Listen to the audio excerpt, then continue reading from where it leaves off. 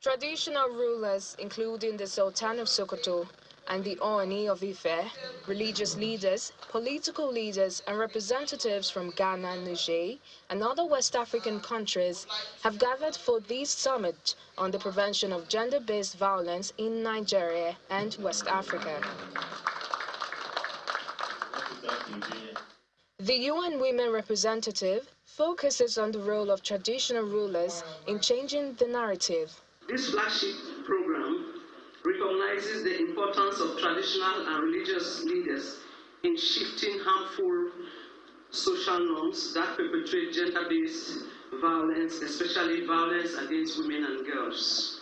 According to statistics by the UN Women, an estimated 736 million women in West Africa, almost 1 in 3, have been subjected to physical or sexual violent partners, while 40% of women are victims of physical or sexual violence.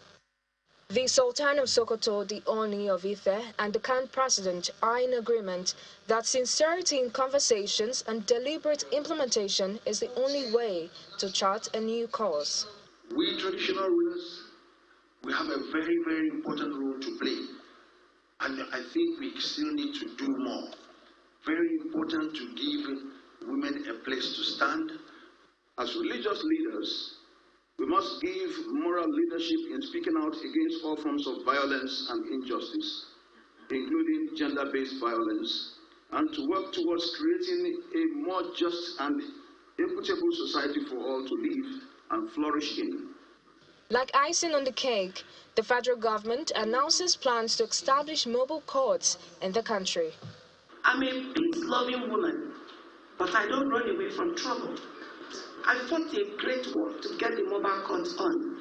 We are launching the first one next week, Thursday, by God's grace in FCT. Osun is ready, Anambra is ready, a few of that states are ready. I promise I will get it across the states.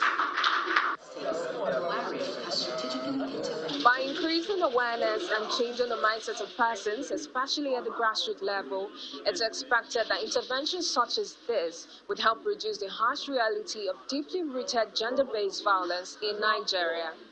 From the nation's capital, Kumbi Apoluadi, Channels Television News. Over to Kaduna State now, where some contraband estimated at over 3 billion naira have been intercepted by the Nigeria Customs Service Federal Operations Unit Zone B in the northwest and north central zones.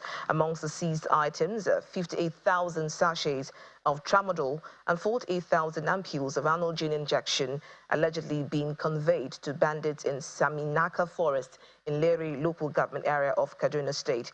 Briefing reporters about the seizure, the controller of Federal Operations Unit Zone B, Bello Shoaibu, explains that the products were concealed inside a truck with motor parts to evade detection. Also impounded with sacks of decayed donkey meat meant for human consumption.